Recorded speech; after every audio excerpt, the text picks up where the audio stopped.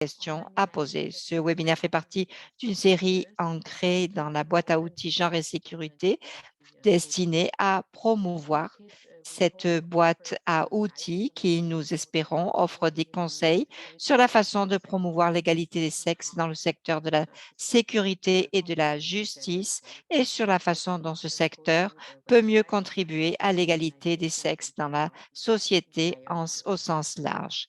N'hésitez pas à vous rendre sur le site et à le regarder. Comme l'a mentionné Natacha, l'outil 6 se concentre sur le genre et la gestion des frontières. Cet outil établit un cadre pour identifier les aspects multiples et variés du genre dans la gestion des frontières et il vise à être utilisé comme document de référence et comme guide de formation pour tous les acteurs engagés dans la gestion et la réforme de la sécurité des frontières et c'est également une base pour une formation. Nous allons aborder trois thèmes aujourd'hui. D'abord, comment les politiques de gestion des frontières sont-elles influencées par des constructions sexuées? Ensuite, comment l'appareil de sécurité gouvernemental peut-il soutenir des approches inclusives et sensibles au genre de la gestion des frontières?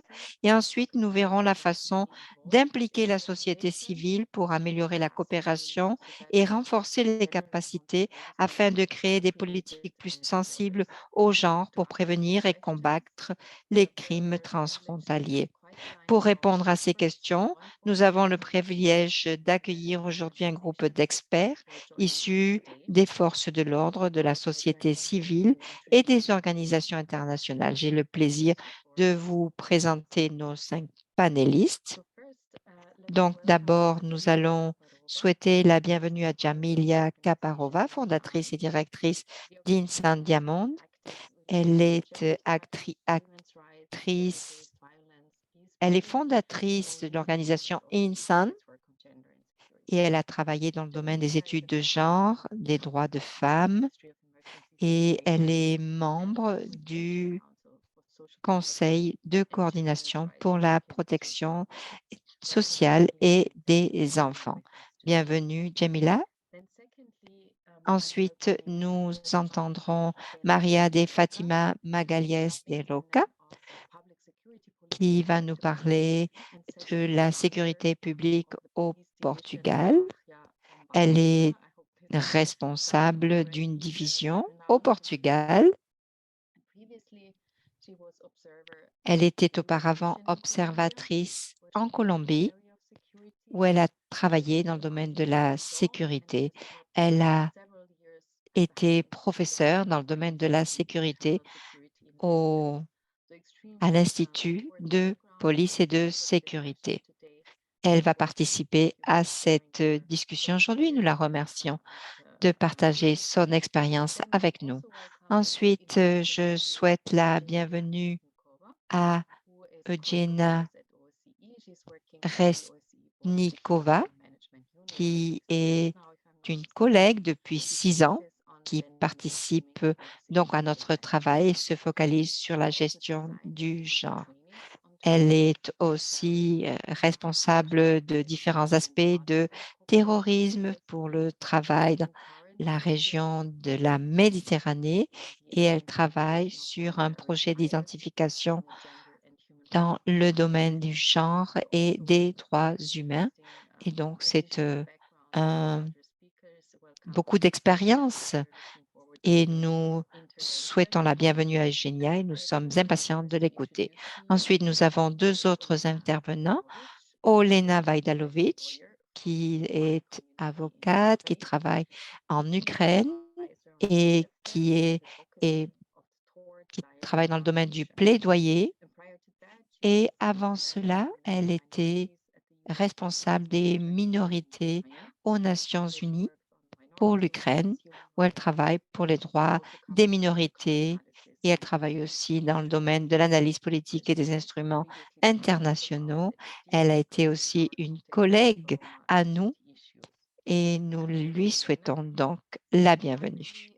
Et finalement, j'ai le plaisir de souhaiter la bienvenue à Irving Vidal qui travaille au Mexique, qui est spécialisé en droit dans le domaine du genre. Elle a travaillé pour Interpol au Mexique. Elle est experte pour la coopération pour l'OCDE en Afrique et en Afrique centrale et en Afrique de l'Ouest. Elle est aussi conseillère pour DECAF en Gambie. Et donc, après cette présentation, chers participants, vous voyez que nous avons ici un panel très expérimenté qui va pouvoir partager son expérience sur le thème que nous allons analyser aujourd'hui. Je vais d'abord donner la parole à Maria de Fatima Magalhães de Rocha. Et allez-y, Maria, vous avez la parole.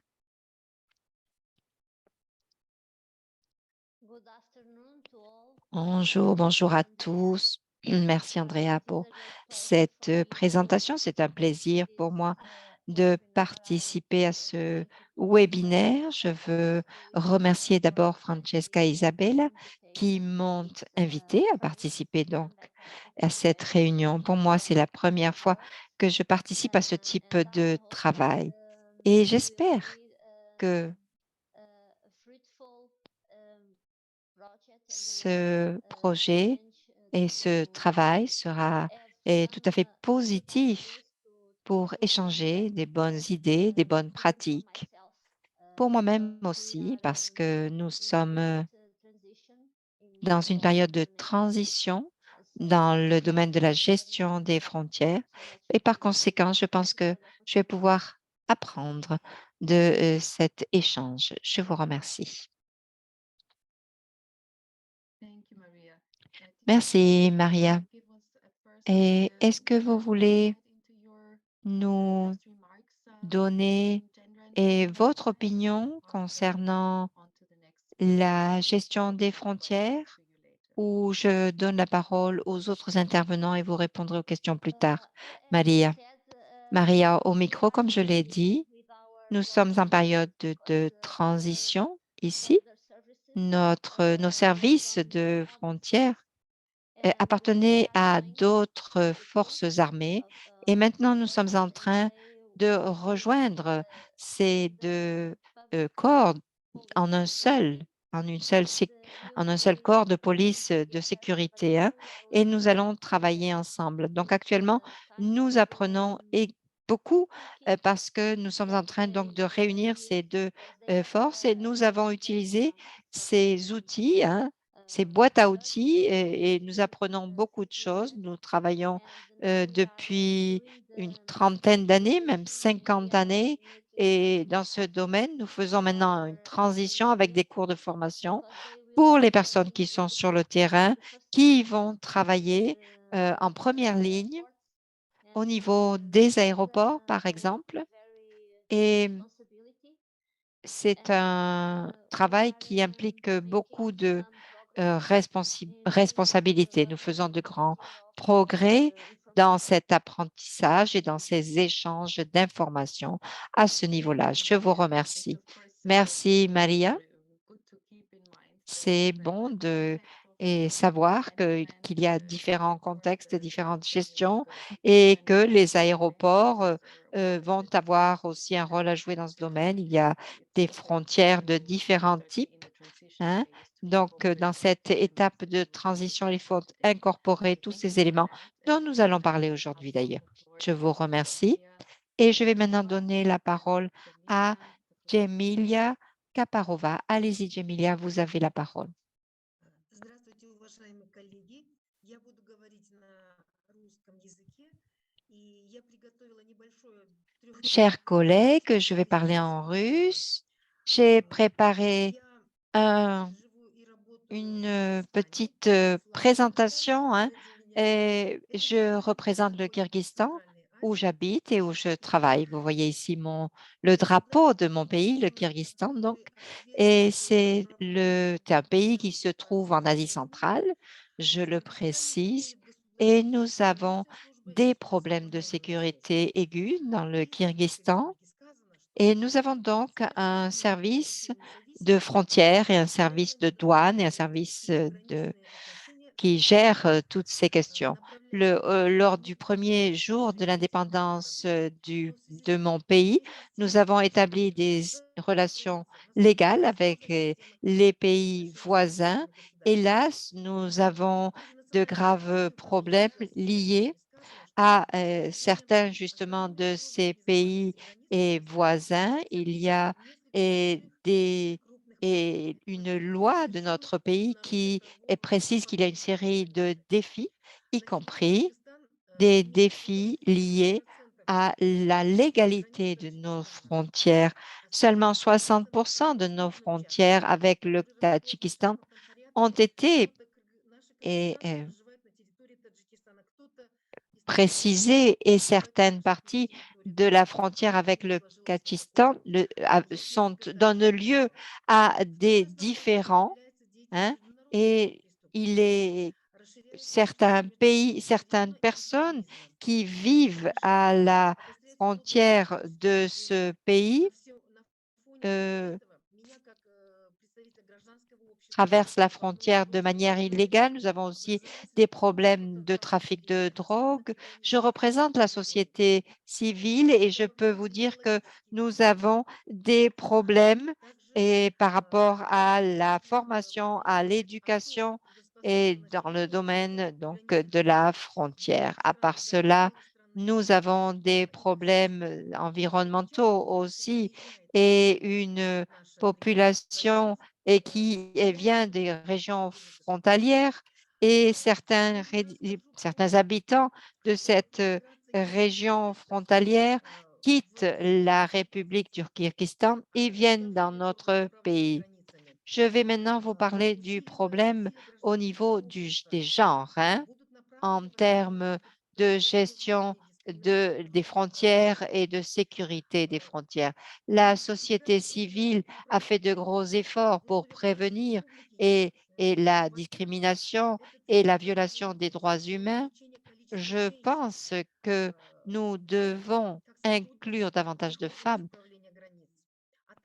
dans les responsabilités et et la gestion des frontières. Nous devons promouvoir une approche sensible au genre qui doit être partagée par les hommes aussi. J'essaie de trouver le nom officiel et personnes responsables des frontières, mais cela est classifié, donc je n'ai pas pu accéder à ces informations. J'espère que nous trouverons tout cela dans le rapport et du, des services de la République de Kyrgyzstan.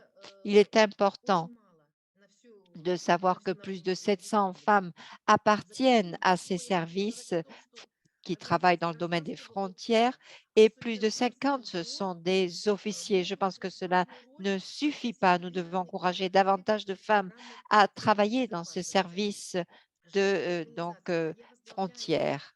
Nous avons une organisation qui comprend des ONG avec des femmes et j'ai été à la tête d'une de ces ONG de femmes dans le sud de notre pays et, et, du, et je travaille depuis 20 ans dans ce domaine. Nous sommes responsables du développement d'initiatives au niveau officiel et non officiel pour intégrer une approche sensible au genre dans le domaine de la sécurité et de la gestion des frontières. Selon le programme de développement du Kyrgyzstan depuis 2016, nous avons nous voulons améliorer la formation du personnel dans le domaine des frontières pour s'assurer du développement professionnel de ces employés. Comment est-ce que ces frontières et les responsables de la gestion de ces frontières peuvent être mieux formés? Nous avons une question aussi liée aux gens. Nous devons avoir une gestion et des frontières qui soient liées au genre Nous devons examiner les questions liées au genre, les données, les problèmes qui ont été identifiés dans le domaine de la violence contre les femmes. Nous devons travailler avec des responsables femmes dans les centres locaux. Nous ne voulons pas être des intermédiaires, nous voulons être responsables et qu'il y ait des personnes, des femmes qui représentent tout cela dans le domaine des problèmes liés aux femmes. Nous voulons organiser des événements publics, des campagnes pour améliorer l'approche basée sur le genre dans notre pays.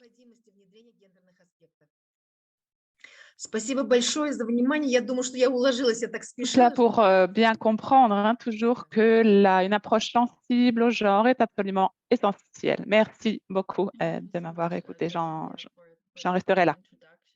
Merci beaucoup, Jamila, pour cette présentation. Nous reviendrons vers vous, bien entendu, pour avoir plus de détails ultérieurement. Je voulais juste une petite clarification. Vous avez mentionné l'importance de la collecte des données. Alors, peut-être pourrez-vous nous donner une idée des données qui devraient être collectées à la frontière pour soutenir cette approche sensible au genre pour la gestion des frontières? Non, peut-être pouvez-vous déjà nous donner quelques informations supplémentaires? Я имела в виду на границах Кыргызстана и Таджикистана в последние годы. En fait, je mentionnais la frontière entre le Tadjikistan et le Kyrgyzstan et je m'y suis rendue il y a 6 mois et nous avions un conflit important avec un nombre important de décès. Les personnes décédaient, notamment des femmes et des enfants pendant ce conflit militaire et de nombreux postes aux frontières ont été détruits également. Et donc, les organisations non gouvernementales, notamment des organisations de femmes, ont construit des réseaux. Et donc, nous croyons que nous pouvons collecter des informations, des données sur les personnes, sur les violations des droits humains et notamment des droits des femmes au moment où elles traversent ces frontières. Donc, des données sur toutes les violations des droits humains qui sont commises à ce moment. Donc, des données sur les communautés locales, d'une façon générale, qui vivent en marge de ces frontières. Merci beaucoup, Jamila. Je m'adresse maintenant à Olena Vajdolovic pour ces quelques paroles d'introduction. Merci. Bonjour à toutes et à tous. Je travaille, comme cela a été mentionné, dans la fondation Towards Dialogue qui œuvre en Ukraine auprès des populations roms. J'ai notamment une mission de plaidoyer. Je voulais mentionner que depuis le début de la guerre en Ukraine, nous avons travaillé à la protection des personnes les plus vulnérables, notamment les femmes qui souffrent de différents problèmes. Et donc, nous portons aux côtés des réfugiés. Et nous avons remarqué que certaines personnes se trouvent complètement dépourvues. Donc, tous les réfugiés ne sont pas dans les mêmes conditions. Donc, nous travaillons également à la contradiction qui peut émerger et nous cherchons justement, nous aussi, à collecter des données pour mieux venir en aide aux plus vulnérables. Notre fondation, au cours des dernières années, s'est concentrée sur sa mission et nous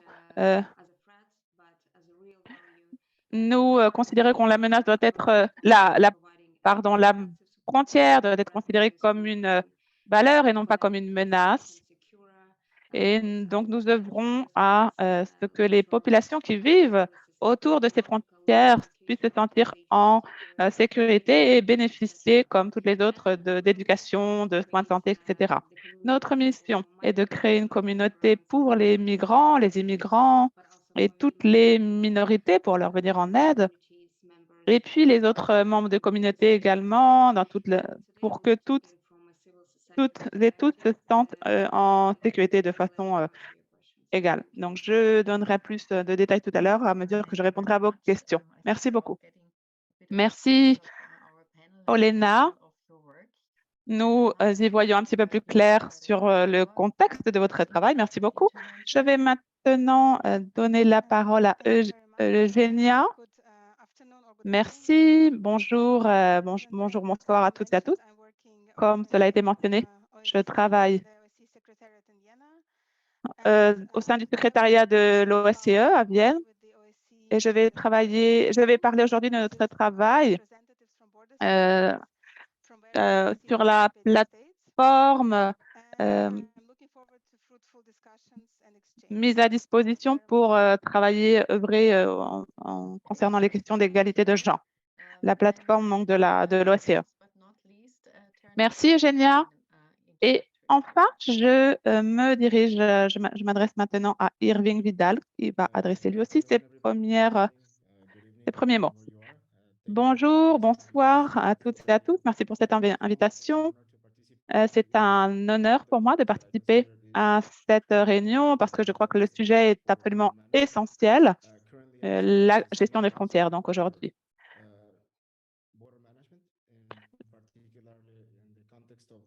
Donc, je m'intéresse à ce sujet, j'y travaille notamment dans le contexte de la Gambie, mais j'ai travaillé également dans d'autres pays de l'Afrique occidentale, Afrique de l'Ouest, pardon, et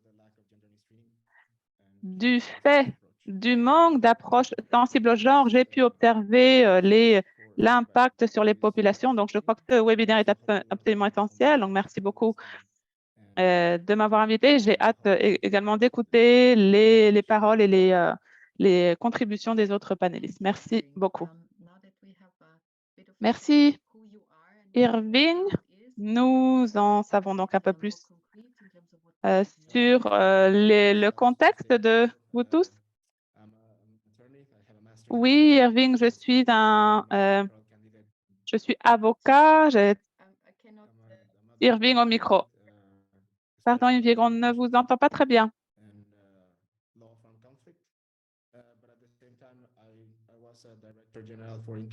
Alors, Irving au micro. À nouveau. Il y a un problème de connexion.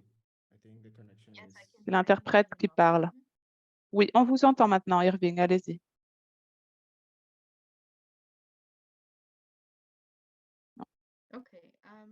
Bon, très bien. Andrea au micro.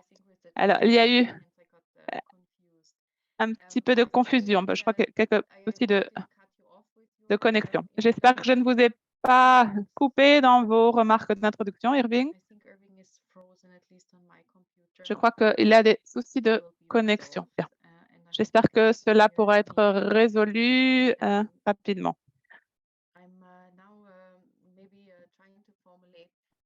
En attendant, je vais formuler les questions qui s'adressent à tous nos panélistes. Nous avons entendu de Maria, c'est les questions de transition dans la gestion des politiques sensibles au genre. Donc, Maria, et comment vous diriez-vous, et Maria et toutes les autres, comment diriez-vous que les règles de gestion des frontières sont influencées par les concepts genrés? Maria, vous avez la parole. Eh bien,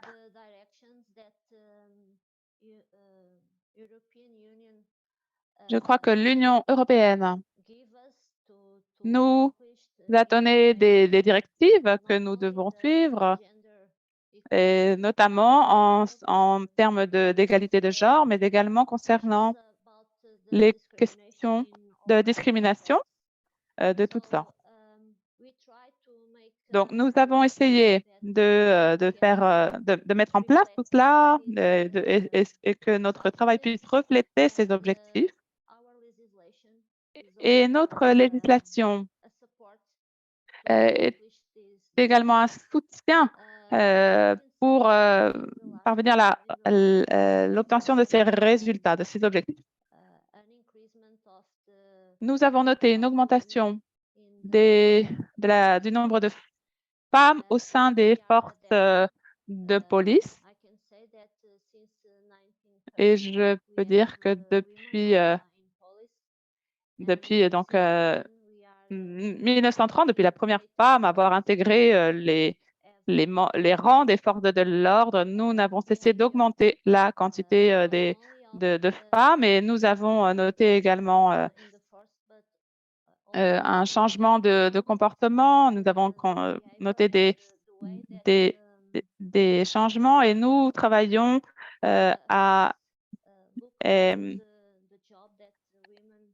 nous travaillons à la façon dont le travail de ces femmes est perçu par les autres membres des forces de l'ordre. Hein. Nous sommes très attentifs à cela également.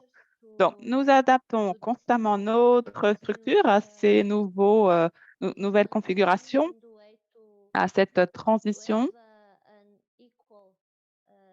pour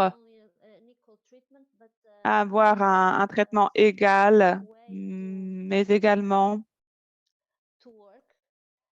pour que les femmes effectuent leur travail dans des conditions égales à celles des hommes. Alors, concernant la société d'une façon plus générale, je peux donner des informations en fonction de mon expérience. Nous avons une école qui possède 85 nationalités différentes et je crois que c'est le reflet de ce que nous voulons pour notre société. Si nous voulons atteindre nos objectifs, c'est-à-dire que chacun véritablement ait le droit à une éducation égale pour tous, il est essentiel que les enfants et les femmes, les petites filles notamment, aillent à l'école, elles soient autorisées à s'y rendre. Et c'est à cela que s'attache notre formation et je crois que cela permet de créer une société plus sensible, une société qui considère l'égalité des genres non seulement comme une option, mais comme un droit pour obtenir de meilleures conditions et de meilleures conditions de travail et de vie pour toutes et tous. Pour que les femmes soient reconnues comme de bons professionnels, comme nous le sommes, et que pour que les femmes puissent accéder à toutes sortes de professions, donc dans les rangs des forces de l'ordre, mais dans d'autres domaines également. Donc, nous concentrons nos efforts dans ce domaine. Nous avons de nombreux projets en cours, de nombreuses formations, de nombreux cours que nous sommes en train de développer et nous concrétisons déjà des conférences sur ces questions clés. Et nous avons beaucoup progressé sur ces questions déjà. Très bien, merci Maria. Donc, cela concerne principalement la représentation des femmes au sein des forces de police. Effectivement, le respect des lois dans les pays de l'OSCE a beaucoup évolué. Les forces de l'ordre sont de plus en plus représentatives. Mais il convient d'accroître nos efforts et c'est une question qui accapare effectivement beaucoup l'OSCE. Donc, merci beaucoup d'avoir mentionné ces questions.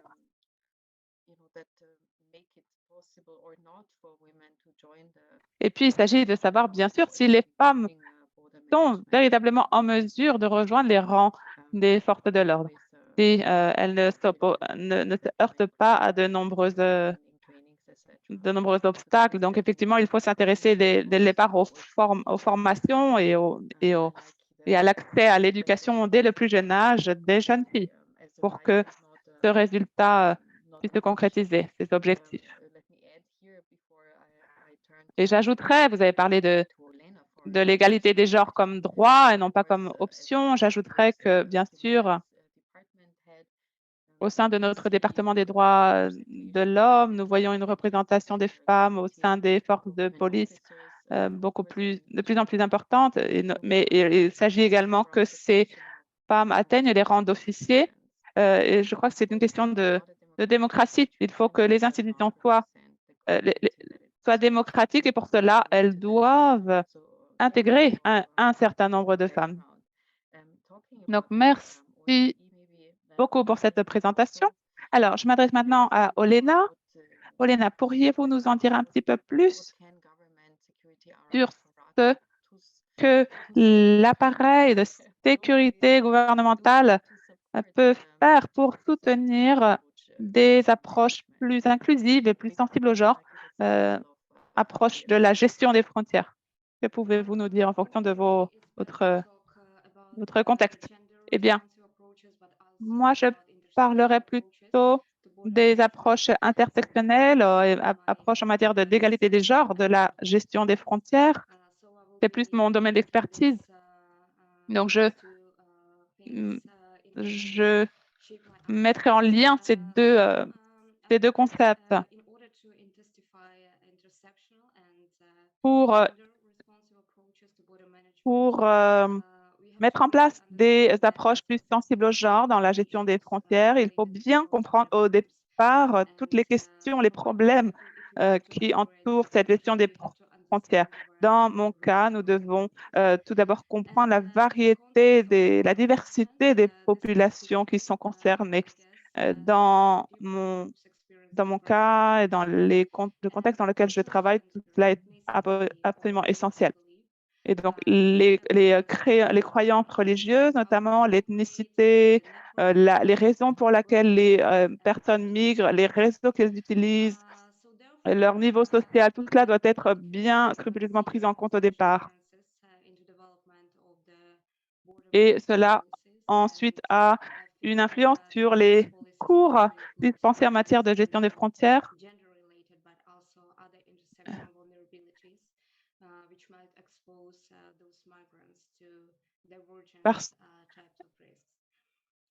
Parce que des différences de contexte de ces différents migrants, différences de raisons, de motifs pour lesquels ils migrent, dépendra la façon dont ils sont traités à la frontière.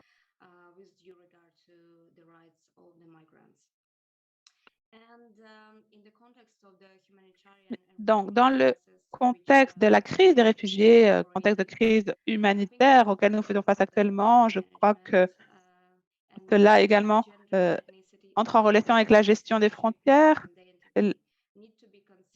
Les personnes, dans toute leur diversité, notamment diversité de genre, doivent être prises en compte en fonction de leur diversité.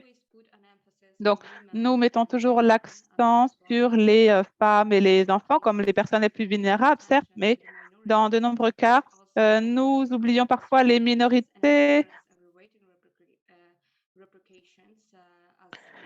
qui sont elles aussi bien souvent très vulnérables et qui font face à de nombreux obstacles. Par exemple, la population rome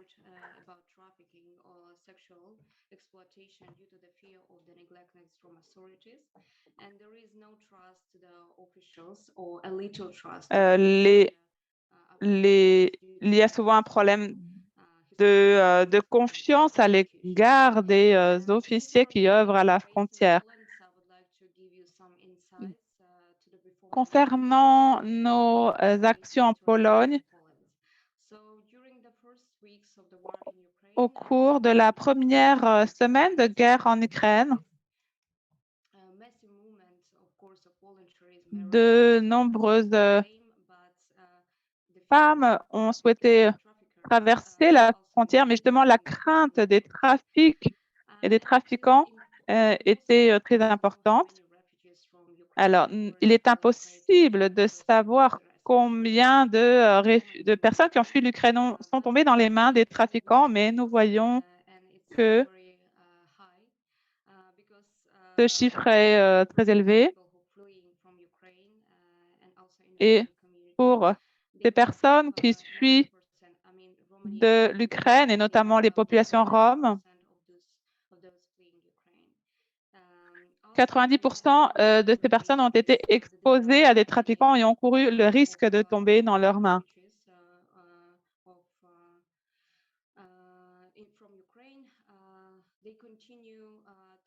Aujourd'hui,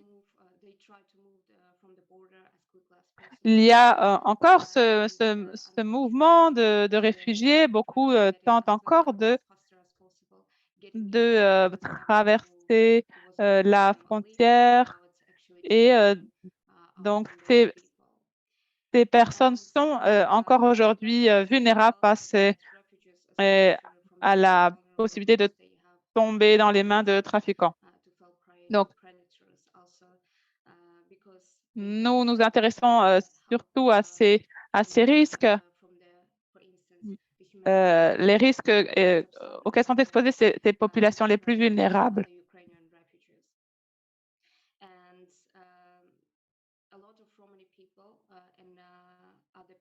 Beaucoup de personnes appartenant à ces communautés ne savent pas comment se défendre contre ce type de situation, comme la traite de personnes et l'abus sexuel.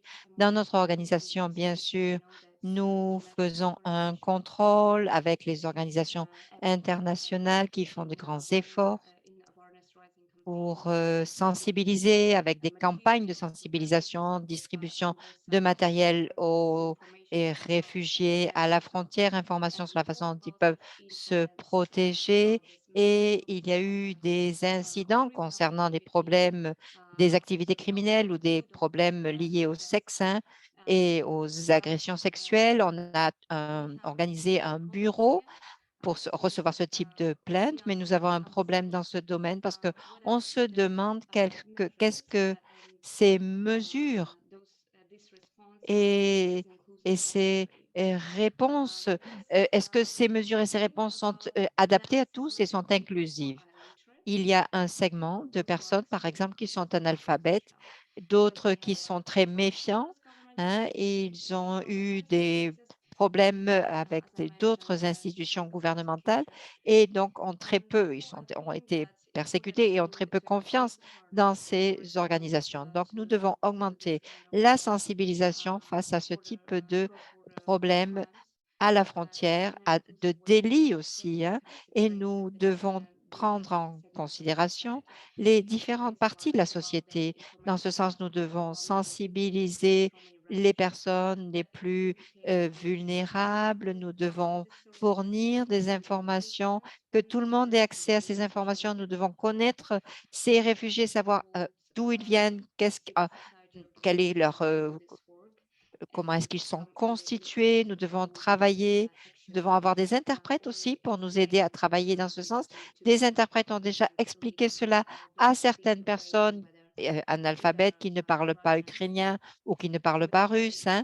Donc, c'est très important d'avoir ce type de coordination et de travail parce nous devons aider ces populations roms et différentes autres minorités. Et pour ce faire, nous devons d'abord créer une relation de confiance et pouvoir communiquer avec eux. Il est important que et, toutes les personnes soient ou participent à ce processus et des personnes qui connaissent la situation.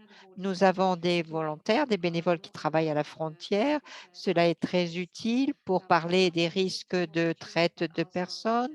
Nous avons des responsables aussi, des employés et qui travaillent dans le domaine des douanes, qui sont sensibilisés aux minorités et aux problèmes liés aux minorités, comme les Roms, par exemple, qui connaissent les différences culturelles les concernant, leur vulnérabilité lorsqu'il s'agit de la traite de personnes, que faire lorsqu'on a des suspicions de traite de personnes. Et un autre point important dans la formation, c'est qu'il devrait tenir compte de la protection de l'exploitation sexuelle, mais aussi il nous faut expliquer, il nous faut fournir une formation aux populations roms, mais nous devons adapter notre enseignement au contexte à cause de ces spécificités que je viens de mentionner, à cause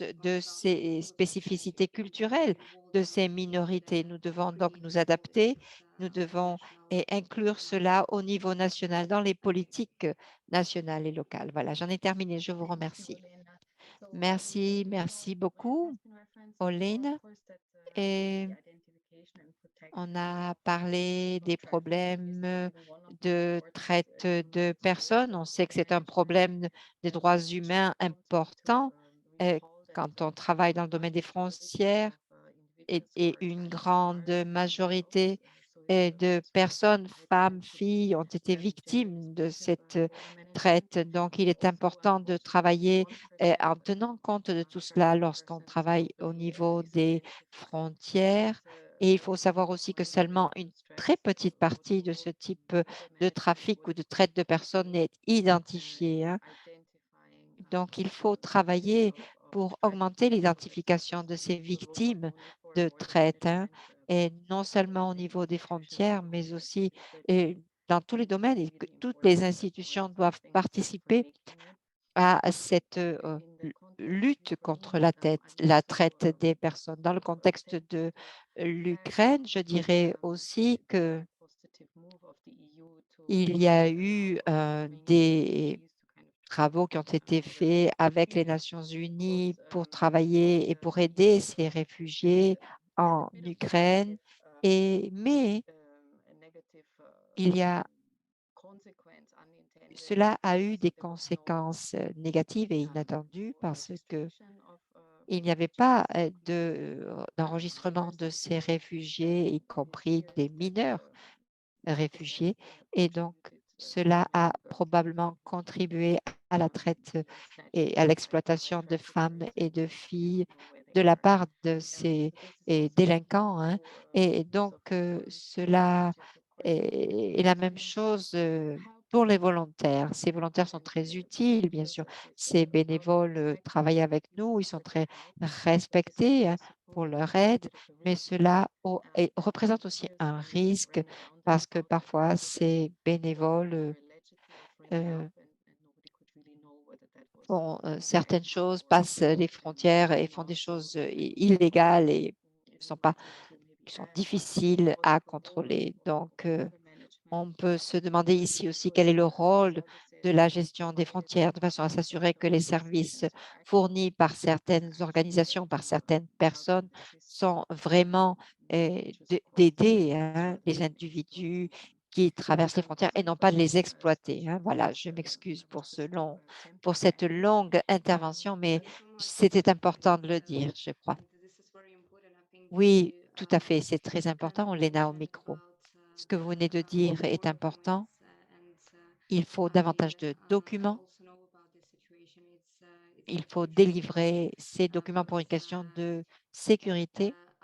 C'est un grand problème parce qu'il y a un manque de contrôle au niveau de ces frontières et par conséquent, on a constaté qu'il y avait, oui, des traites de personnes, traites de femmes, exploitation des femmes et des filles. Merci, merci, Olena.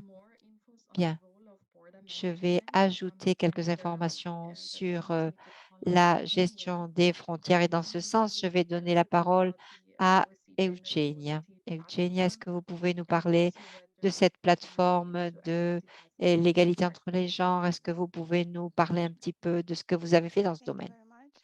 Merci, merci Yes, so beaucoup. as Eugenia au micro, you oui. mentioned, Donc, comme vous l'avez we have dit, nous the Border Security avons Management Unit has established in une 2016 unité de gestion des the frontières qui est OSCE établie Interactive Contact Platform in depuis Border Security Management, 2016 et nous which aims to travaillons support pour la gestion OSCE des frontières participating pour states integrate the gender soutenir perspective les États into pour their travailler border avec policies. une perspective de This is, genre of course, au niveau donc I des think it's very much frontières important et to des show douanes. C'est très important, gender outre perspective notre across travail operations. pour And lutter the contre program consists of les representatives crimes from transfrontaliers. Nous various avons des OSCE représentants participating states, de différentes, from the border euh, agencies, de and it différentes provides with a organisations forum européennes of qui travaillent exchange avec l'Agence des douanes. of Nous best avons practices and des good échanges de meilleures practices pratiques, and de bonnes expertise in gender pratiques, des et bonnes pratiques sur la sécurité frontalière liée au genre. Nous avons des formations pour les membres de la plateforme aussi et nous nous faisons des évaluations pour pouvoir répondre aux besoins et qui peuvent surgir dans le domaine des frontières et tout cela lié au genre. Quand il s'agit de questions liées au genre nous avons des formations qui sont destinées aux agences qui travaillent dans le domaine des douanes. Nous travaillons avec le leadership d'abord pour créer un travail, un environnement de travail lié au genre. Et cette année, notre objectif est de travailler avec le leadership des agences douanières et de faire des ateliers, puis d'inclure des sessions sur la et une langue avec un langage inclusif. On sait que le langage, la langue est très important et que ça donne souvent lieu à des inégalités de genre. Donc, on a aussi formé les membres de la plateforme dans ce sens, sur ce thème, euh, un langage inclusif. On a parlé de l'égalité entre les genres, d'un environnement et de ce type. On a travaillé là-dessus avec le leadership. On a reçu de très bons commentaires, des commentaires positifs sur ces ateliers. Donc, je dirais que ce sont des réussites. Ensuite, il y a aussi d'autres composantes importantes. On essaye de travailler avec les responsables des douanes pour faire des campagnes de recrutement qui soient exemptes de stéréotypes liés au genre. Nous voulons aussi prévenir le harcèlement sexuel sur les lieux de travail. C'est un thème qui est abordé par les membres de la plateforme de manière fréquente. Nous avons fait des formations sur ce thème et nous avons l'intention de continuer à donner ce type de formation et à les approfondir. Nous soutenons aussi les membres de la plateforme en ce qui concerne la création de stratégies internes et de plans et d'actions liés au genre. Cela est très important parce que cela permet d'avoir des plans d'action écrits et installés, mis en place, mis en œuvre avec donc une égalité dans les services de douane, aux frontières, et cela nous permet de faire participer les hommes aussi. C'est un thème très important, l'égalité entre entre les genres, pardon, parce que on ne peut y parvenir que si tous les acteurs concernés y participent. Par exemple, nous avons au niveau du secrétariat un travail et pour mettre en œuvre l'égalité entre les genres avec les hommes. C'est un bon exemple pour les membres de notre plateforme, mais aussi pour notre public d'aujourd'hui. Et je vais vous le montrer. Je vais mettre le lien dans le chat pour que vous puissiez le voir, y accéder et voir un petit peu de quoi il s'agit. Bon, je vous enverrai le lien plus tard. Je ne veux pas perdre de temps avec cela, mais je vous enverrai le lien. Donc, c'est un autre aspect très important de faire participer les hommes à l'égalité entre les genres. Des formations aussi de tout le personnel dans son ensemble sur la question liée au genre, qui est très important. Cela doit venir du leadership, comme d'habitude, mais c'est voilà, plus ou moins ce que nous faisons. Je peux continuer à vous en parler un peu plus, mais je dirais que nous voulons créer ou attirer l'attention sur l'égalité entre les genres de façon à ce que nos services deviennent plus efficaces et de façon à ce qu'il y ait une identification des crimes transfrontaliers et en fonction du genre aussi des personnes, des victimes. Donc, c'est un travail que nous avons fait. Nous avons des bonnes pratiques. Par exemple, avant tout, un exemple de nos membres de la plateforme d'une police allemande. Cette femme policière a informé à travers la plateforme et elle était conseillère dans le domaine du genre. Et elle a travaillé avec la gestion au niveau hiérarchique pour exprimer des critiques directement lorsqu'il s'agit de recruter du personnel. Donc, de cette manière, elle a pu critiquer directement ce qui embaucher, engager du personnel et exprimer son opinion à ce propos en ce qui concernait le genre, bien sûr, hein. Et nous avons aussi travaillé sur des emplois qui permettent aux femmes de continuer à leur ou d'améliorer leur vie de famille, la possibilité de travailler et de faire garder leurs enfants sur leur lieu de travail, de travailler de chez elles déjà avant le début de la période de Covid. Donc, vous voyez, ce sont des bonnes pratiques dont ont pu bénéficier les membres de notre plateforme et qu'on essaye de mettre en œuvre dans ces services de douane, hein.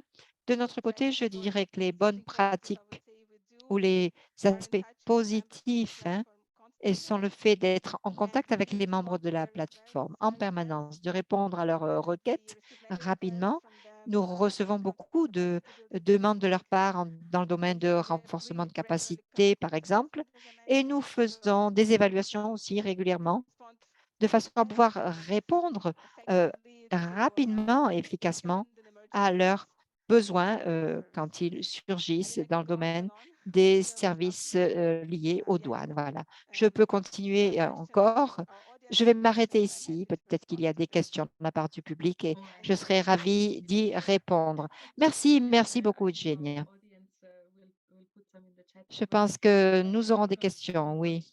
Et personnellement, j'aime bien avoir des précisions sur tout ce que vous venez d'expliquer. Donc, à propos du recrutement, de la rétention des employés femmes, du harcèlement sexuel, tout cela au travail, bien sûr, hein, ce sont des points très importants et des thèmes de grand intérêt pour nous. Et vous avez dit que vous essayez de collecter des données de bonnes pratiques, que vous parlez aussi des recrutements exempts de stéréotypes liés au genre. Je crois que c'est fantastique, hein, qu'on fasse cela. Est-ce que vous pouvez nous dire un petit peu plus comment vous faites et comment vous travaillez dans le domaine du recrutement de la police? Je sais que normalement, lorsqu'il s'agit d'employés de police, on va plutôt recruter ces personnes en fonction de leurs caractéristiques physiques. Est-ce que vous pouvez nous expliquer comment vous faites dans ce domaine? Bien oui, c'est quelque chose que nous sommes en train d'analyser. Nous en sommes à la deuxième phase de ce projet. Le cadre a été établi au niveau de la plateforme. Nous sommes en contact avec des services de ressources humaines de l'Europe qui ont organisé un projet pilote. Et en ce qui concerne, par exemple, le recrutement de personnel, hein, on ne parle pas de tests physiques ici, on parle seulement du processus de recrutement lui-même. Donc, on a ce projet pilote qui existe, hein, et on voulait l'analyser. C'est un projet en cours de développement, hein, je vous le dis, hein. Donc, ils avaient un test pour le, mm, les personnes qui étaient engagées.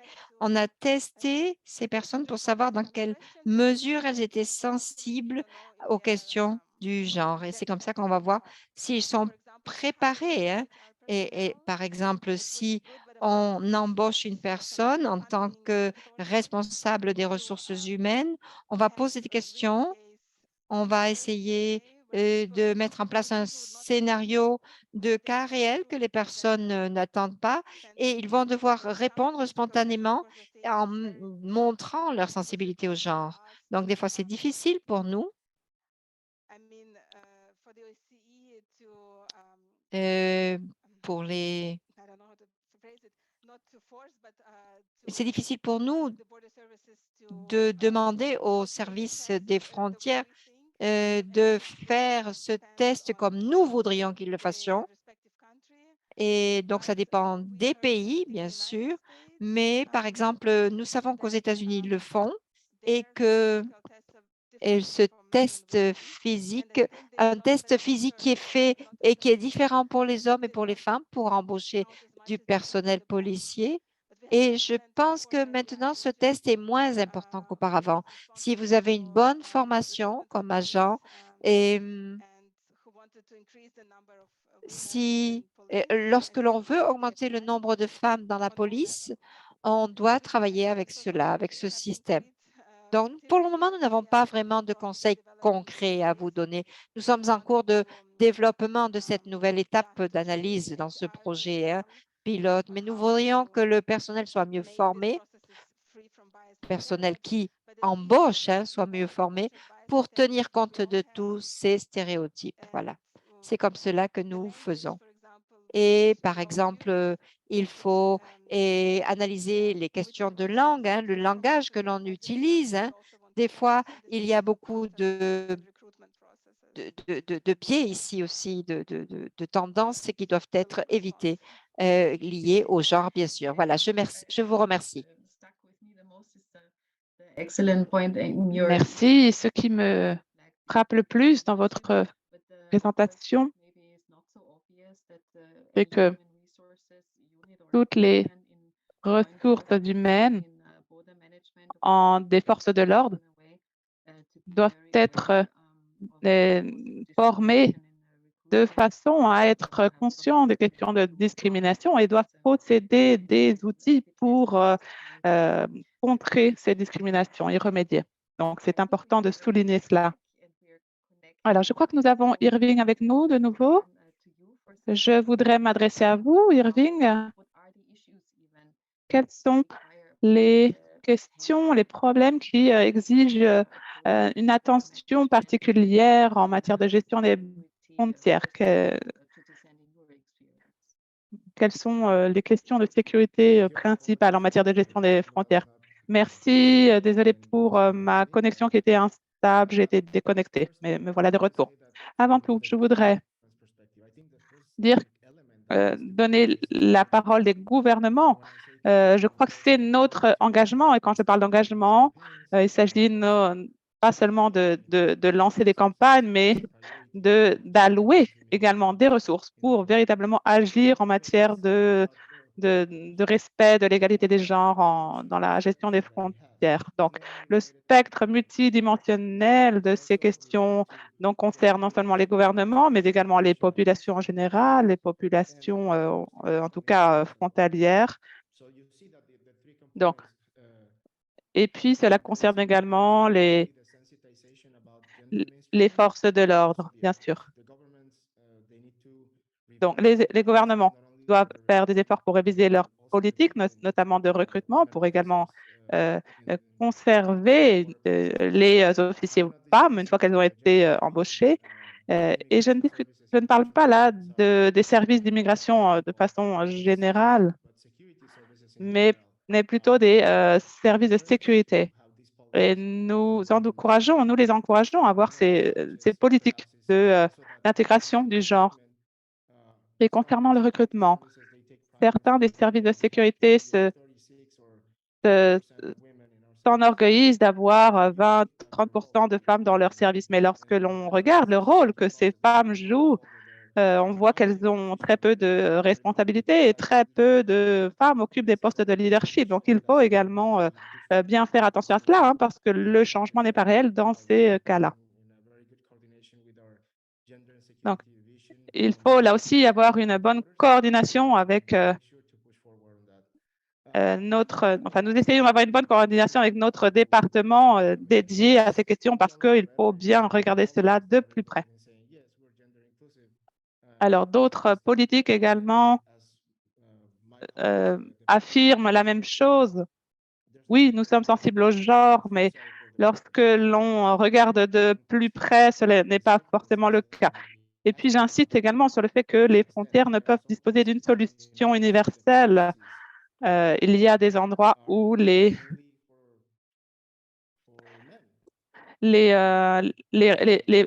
politiques, les règles en place ne concernent que les hommes.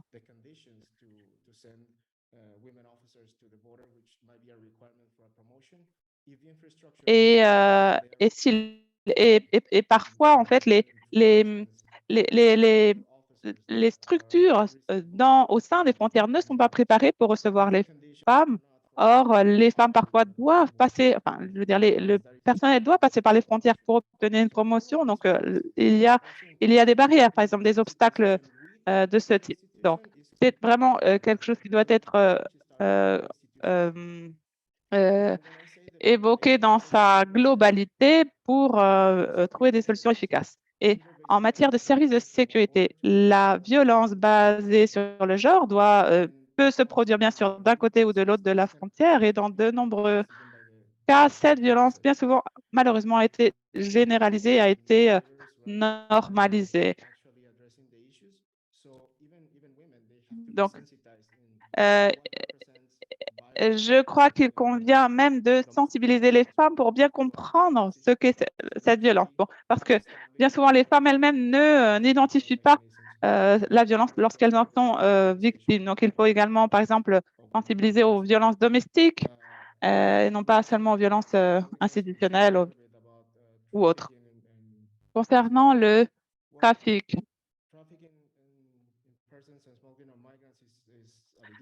le trafic en matière de migration est un problème fondamental, bien sûr. Nous encourageons depuis de nombreuses années les pays à traiter ces questions, à y être sensibles et à adapter leur cadre pour lutter efficacement. Mais là aussi, si nous n'incluons pas les femmes dans cette solution, la solution ne sera pas efficace. Par exemple, il y a des femmes qui peuvent être victimes, certes, bien sûr, mais qui peuvent,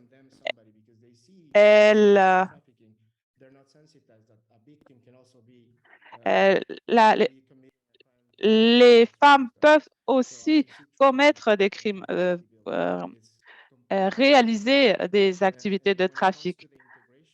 Donc, il est bien important de sensibiliser à ces questions, de bien comprendre de quoi on parle pour ne pas victimiser de façon excessive une personne simplement parce qu'elle est une femme, et bien comprendre les rôles et bien comprendre les, les, les rouages de cette traite de personnes.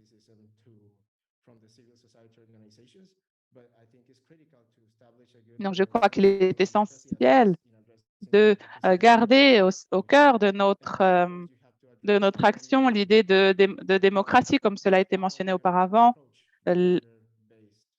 et comment aborder de façon démocratique ces questions d'égalité des genres. Par exemple, l'homosexualité également est au cœur de nos préoccupations, parce que parfois les passeports et l'identité de genre qui est inscrite sur le passeport des personnes ne reflètent pas la réalité du genre d'une personne. Donc, tout cela aussi doit être pris en compte. Et donc, quand on considère l'égalité des genres, il est important, il est nécessaire d'allouer des ressources pour qu'il ait vraiment un impact sur le terrain, et puis accorder des priorités. Par exemple, aujourd'hui, la situation de la crise mondiale, nous allouons nos ressources pour alimenter les personnes dans les pays qui font face à de grosses difficultés d'approvisionnement, mais nous... Non, le son a été coupé à nouveau. L'interprète qui parle. Ah, Andrea au micro, je crois que nous avons perdu à nouveau Irving.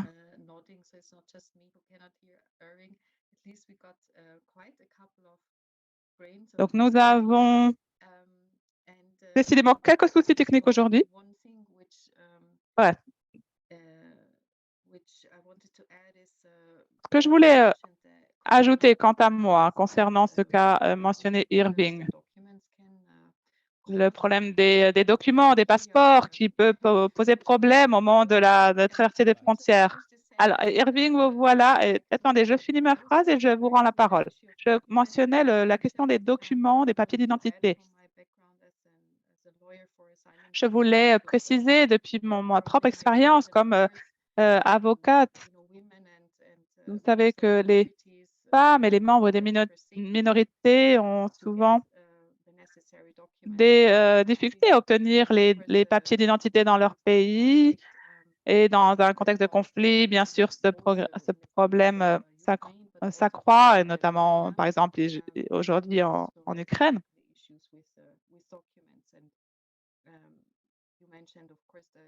Donc, vous avez mentionné l'aspect du genre mentionné sur le document, mais je voulais, moi, mentionner le fait de la difficulté, tout simplement, d'avoir accès à des papiers d'identité, tout simplement.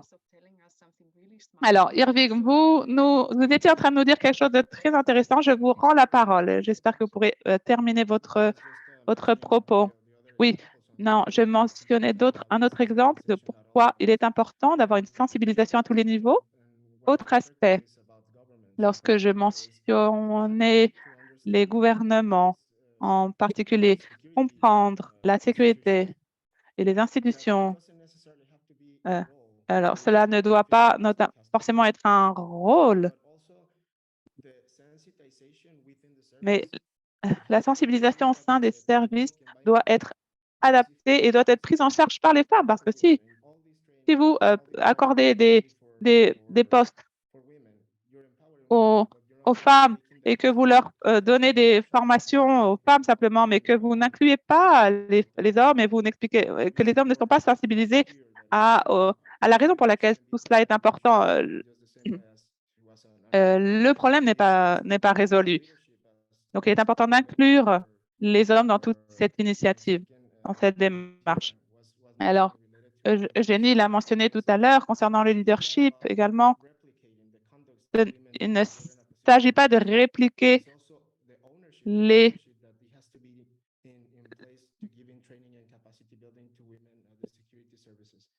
il s'agit d'accorder des formations aux femmes et aux hommes sur ces questions de genre. Merci beaucoup. Bien, merci. Je vais essayer de redonner la parole à chacun d'entre vous si nous en avons le temps. Et je voulais avant cela faire une dernière réflexion.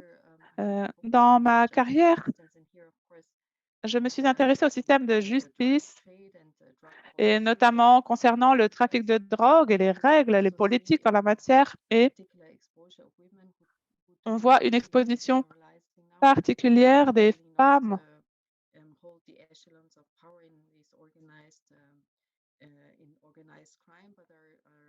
et les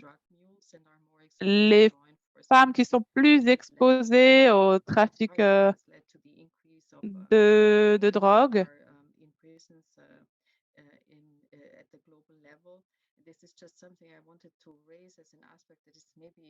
Donc, je crois que c'est un aspect qui doit être mentionné également, qui est moins courant, mais les femmes qui tombent dans les mains du crime organisé sont beaucoup plus exposées parce qu'elles sont plus faciles à attraper en quelque sorte. Elles sont plus vulnérables. Donc, lorsque l'on parle de la gestion des frontières, je crois qu'il est essentiel, que lorsqu'on parlait de l'identification des crimes, de mettre l'accent également dans la différence de traitement dans la différence de vulnérabilité en la matière. Les femmes sont plus exposées. Alors concernant les services de police,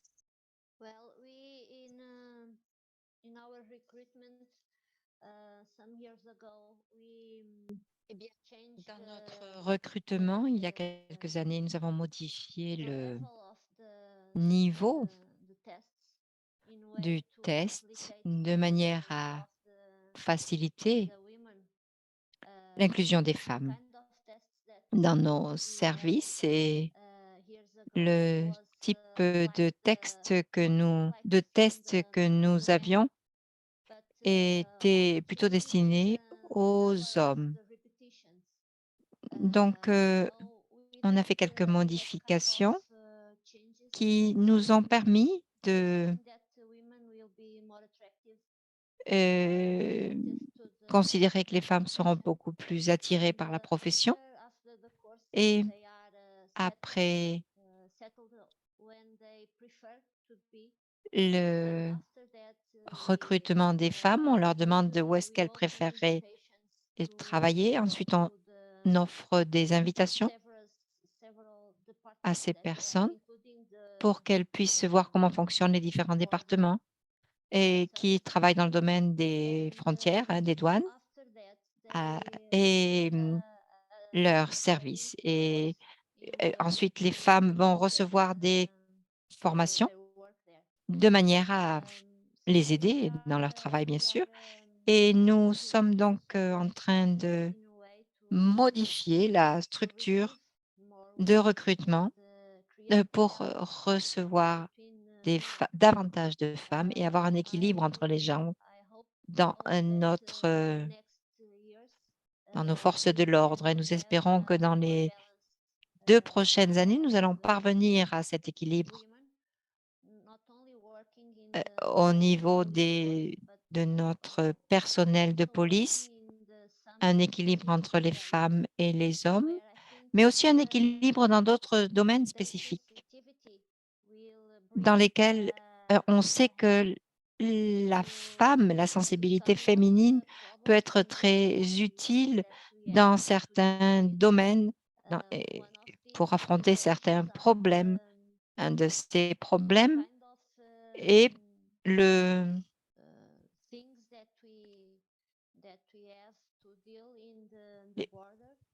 les, les questions liées aux réfugiés aux frontières, par exemple, tout ce qui concerne des personnes qui doivent quitter leur pays et qui essaient de se rendre au Portugal, par exemple. Donc, nous avons un bureau qui travaille avec les victimes. Nous avons un traitement spécial pour ces victimes. Et donc, ces victimes ont un secteur qui leur est réservé pour pouvoir échanger avec des employés des douanes qui sont formés dans ce sens, hein. Nous avons des psychologues aussi et nous pensons que s'il y avait davantage de femmes qui travaillaient dans ces secteurs, on pourrait être plus sensible aux signaux et que peuvent émettre les femmes qui sont victimes de traite de femmes, par exemple, et qui cherchent de l'aide et et cela pourrait nous aider en tout cas à mettre en place un nouveau cadre avec une meilleure réponse à ce problème. Donc, augmenter le nombre de femmes dans les forces de police serait très utile en ce sens. Merci beaucoup, Maria.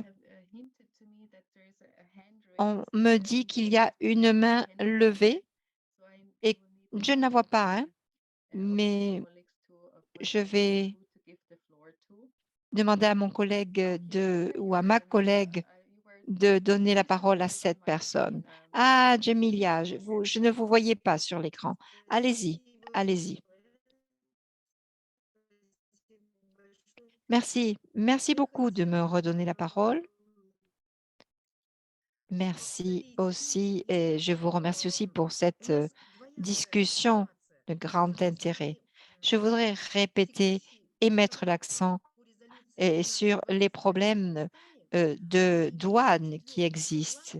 Au Kyrgyzstan, nous avons des gros problèmes dans ce sens Nous avons un plan d'action qui existe, qui a été mis en place jusqu'à l'année 2026 et nous voulons promouvoir une approche liée au genre dans ce plan, justement, et pour les frontières, pour la gestion des frontières, la sécurité aux frontières et les forces de l'ordre. Par conséquent, nous voudrions inclure davantage de femmes dans nos forces de l'ordre et, et dans et tout ce qui concerne la gestion de la sécurité aux frontières de notre pays.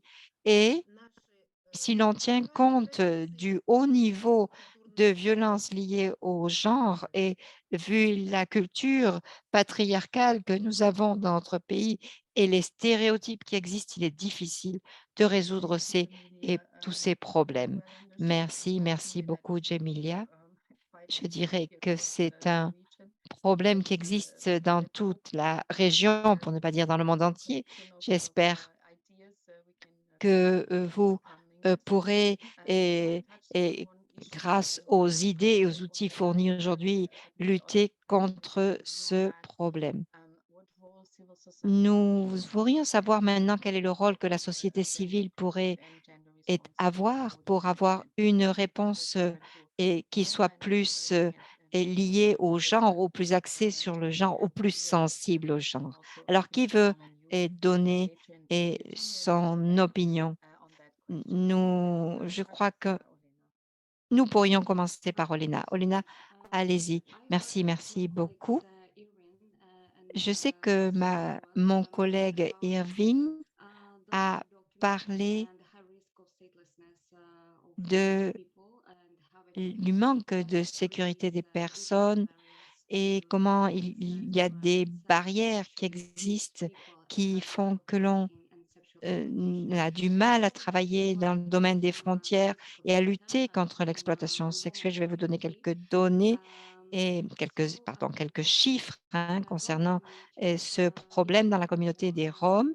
La communauté des Roms, même avant la guerre, représentait un risque élevé et beaucoup de ces populations roms vivent en Ukraine et ils n'ont pas d'État.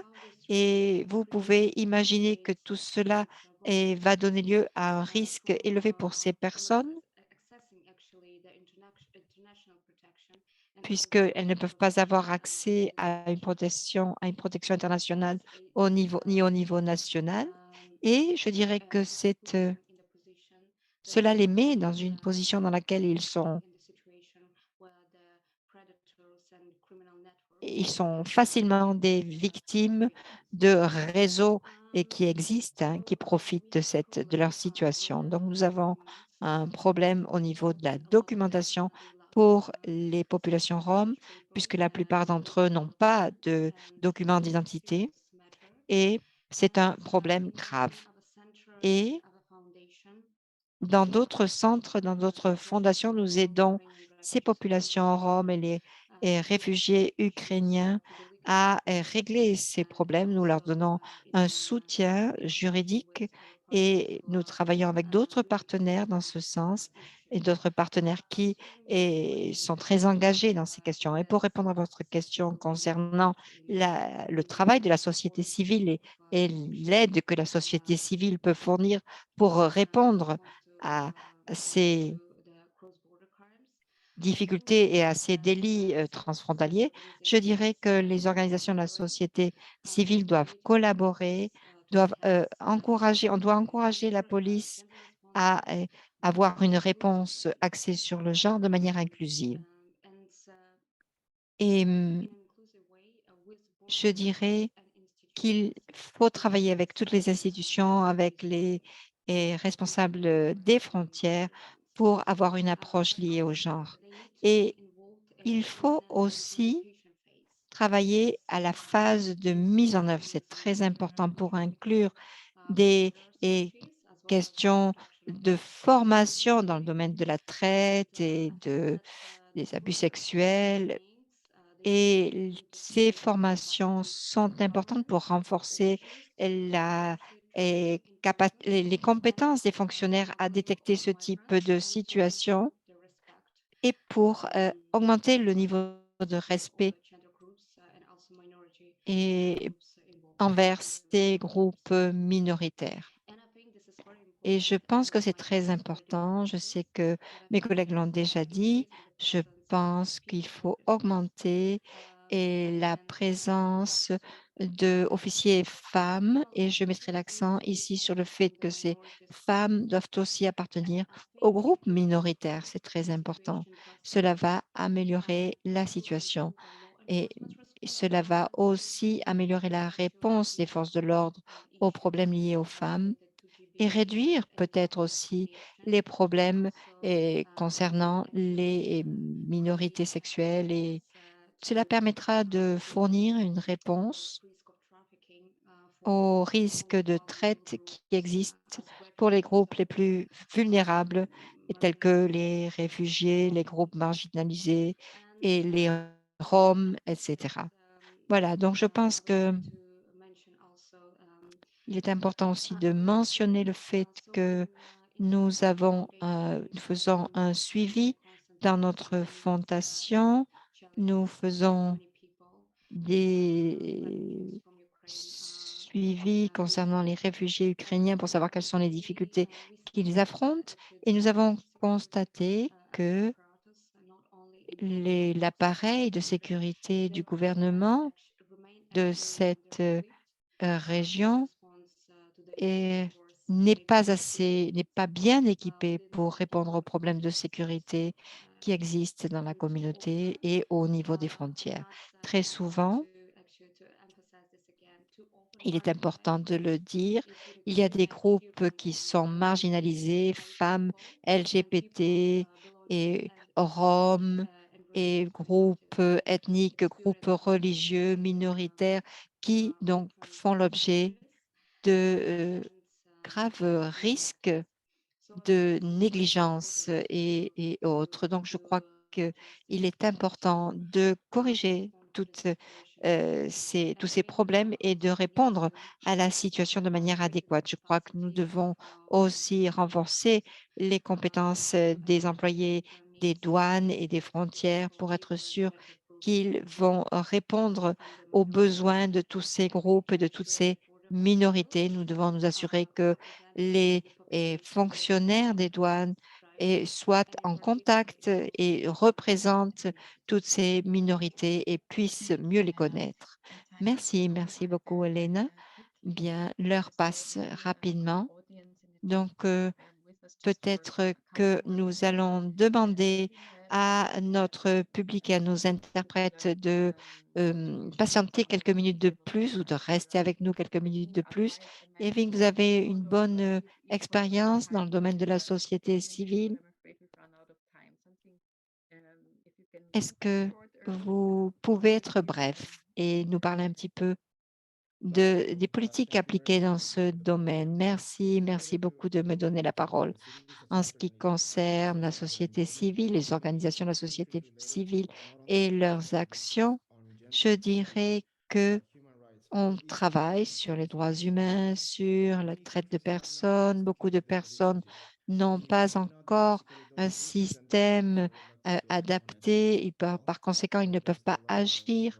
Il n'y a pas de loi, de législation dans ce sens concernant ces thèmes. Et puis, je dirais qu'il faut assurer que la société civile peut travailler dans le domaine de la supervision au niveau des institutions, des frontières, mais il faut que ce représentant de société civile existe. Il faut qu'il puisse faire des évaluations, il faut qu'il existe des commissions et puis la collecte de données est très importante, bien sûr, aussi.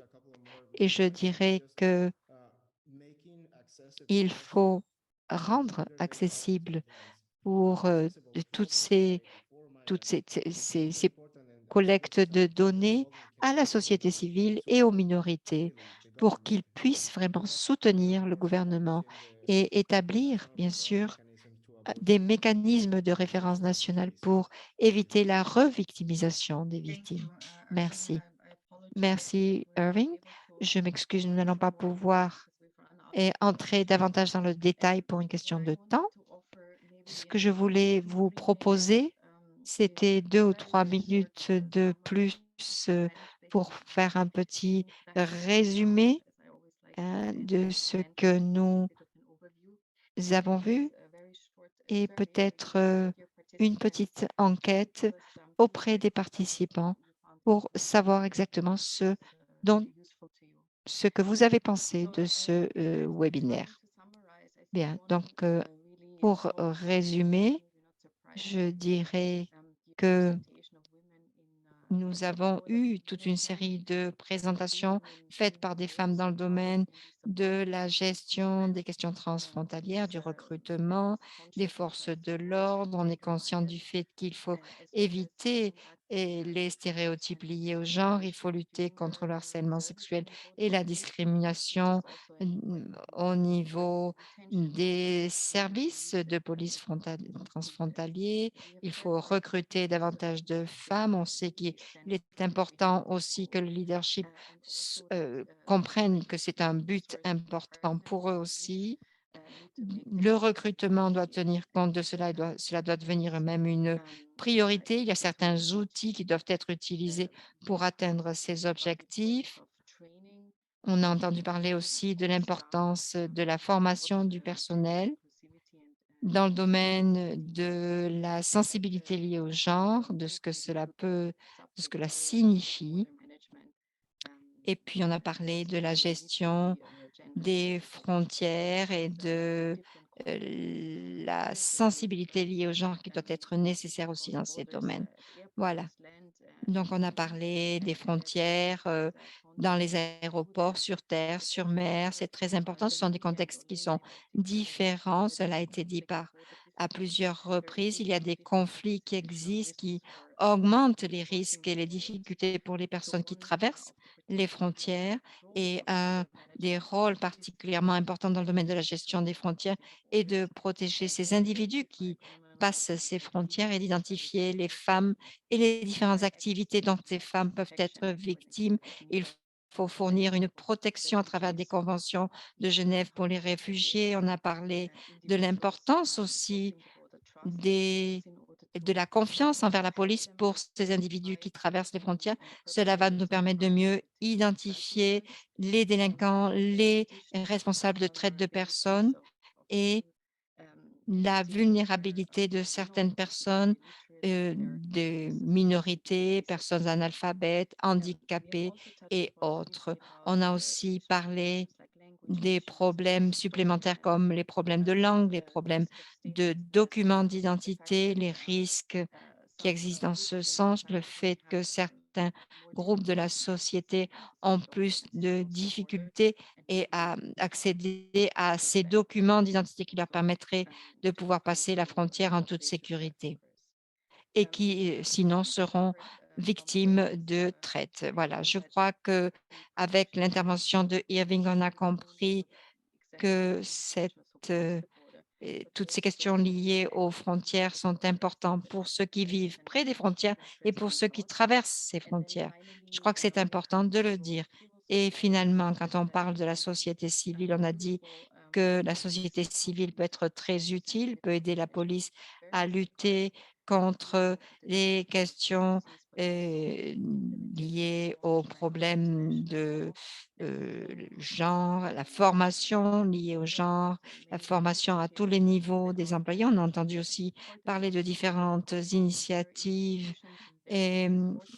sont organisées dans différentes institutions de police qui vont nous permettre de voir qu'il y a des bonnes pratiques qui pourront être annoncées sous peu. Voilà.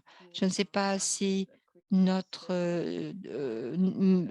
cher collègue, vous seriez d'accord pour participer à ce questionnaire. Je vais donner la parole à Natacha pour qu'elle s'en occupe. En tout cas, je remercie beaucoup tous nos collègues qui ont participé à ce webinaire. Je remercie les panélistes et les participants, ces panélistes qui nous ont donné une contribution de différents secteurs et c'était très intéressant. Je suis navrée de ne pas avoir pu de nouveau donner la parole à certains d'entre vous à la fin. Je crois que nous devons respecter notre horaire et si les participants veulent bien rester et quelques minutes de plus pour ce questionnaire, cette enquête.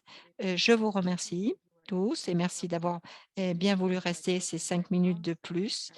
Ce webinaire a été très intéressant. On a aussi échangé des sources dans le chat qui peuvent être très utiles. N'hésitez pas à vous rendre sur le site de notre organisation pour trouver davantage de ressources et avoir accès à tous ces documents qui ont été mentionnés ici.